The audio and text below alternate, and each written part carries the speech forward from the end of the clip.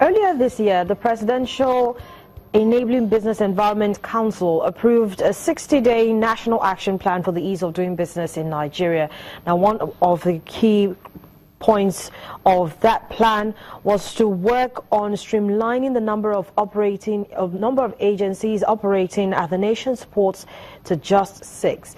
Now, there's been a timeline looking at what has been achieved so far. Even today, that Council is actually holding a meeting with organized private sector and some other key stakeholders to take a look at how much has been achieved, even though they gave a timeline of April 18 to make sure that all of the processes that they looked at is actually streamlined, and that's including entry and exit for investors, getting visas, and of course, as I already mentioned, streamlining the number of agencies operating at the nation's ports. So we're taking a look at the ease of doing business, but from the maritime sector perspective. And joining me on the program to share his perspectives on this is the Chairman, Ports Consultative Council, Otumba Kunle Folarin. Otumba, good morning, and thank you for joining me this Friday morning. Thank you for inviting me here. So, how easy has it been in terms of doing business, looking at it in line with what the federal government has tried to achieve in the last 60 days?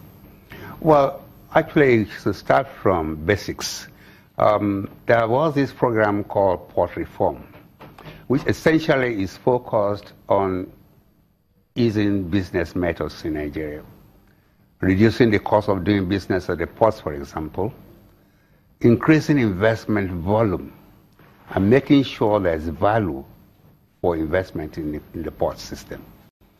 Anchored to that are the processes in the port. One of the examples you are giving is reducing bureaucracy, reducing the steps you have to go through to achieve a simple task.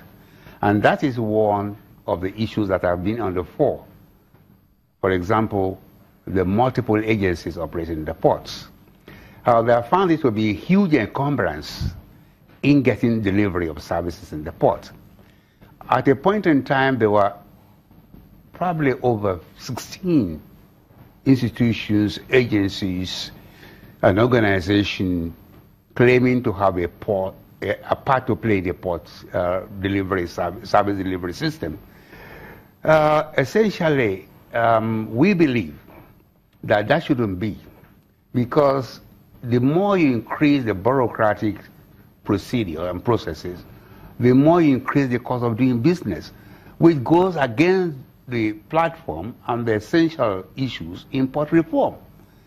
And when you even go further, the port was concession, namely on reducing the cost of doing business, promoting investment in the port, and generally increasing productivity. But what do we have at the moment? Because according to this plan, it was to reduce the number of agencies from 16 to just 6. Is that what we have at the moment? No, because you are not going to get people to move out in a day. Again, we have to look at some very important issues in this kind of process. Many of these agencies are in the port because the act that set them down say that they have a role to play. It does not say per se that they should be in the port. They could operate outside the port, but the fact is that they have a role to play in the port system. For example, the Standardization of Nigeria. For example, NAFDAC, the Food and Drug Administration. Let's take those two, which essentially are linked with cargo movement and cargo inflow. We agree. Custom basically has to be there, the Port Authority has to be there. But then over time, you have people, agencies coming to the port for sport actions. We had a lead, they're going to be a drug cartel, bringing some goods in port. The NDLE will moving, and they will stay. It should be things of sport issues.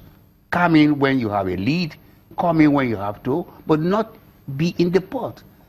Essentially, they become a part of the port process for a single action. It is not moving.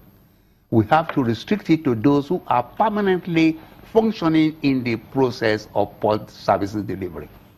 So, talking about that now, we're looking, like you already mentioned, those who are essential to that. We have NAFDAC, we have SON, Customs, for instance, and of course the Port Authority. Yeah. So, at this time, maybe that's one main issue that should be revisited by this particular council. So that even that streamlining them to just 6, you might even have to bring it down further to 4.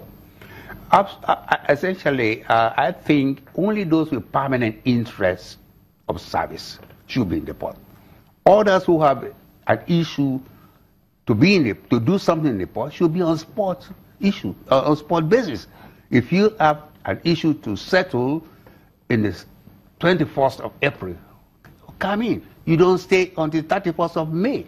But then how well are we doing in terms of regulating that particular industry? Because so many issues come up, and of course you need to have the regulator to sort it out. Talk to us a little bit about how well the Shippers Council is doing in this regard. Well, let us look at the law. You have an institution or a government agency which are called the economic regulator or the commercial regulator. And they have another aspect of port functions that is technical regulation. There should be a regulator on permanent basis in the port. Because what you'll find is that over time, every activity that happens in the port is not supervised. Therefore, you need a permanent government voice to say, this is the way you function, this is the way you do things, and we're not going to allow you to do this and that. And that is a procedure that is set up. We need to have that on a permanent basis, not on interim. Of course, there's an interim regulator, but we need to strengthen that institution and make it a permanent institution that oversees the commercial and economic activities in the port system. Do you think that the reason why we don't have that is because of lack of political will, for instance, or because some people just want to game the system or just sabotage the economy as a whole?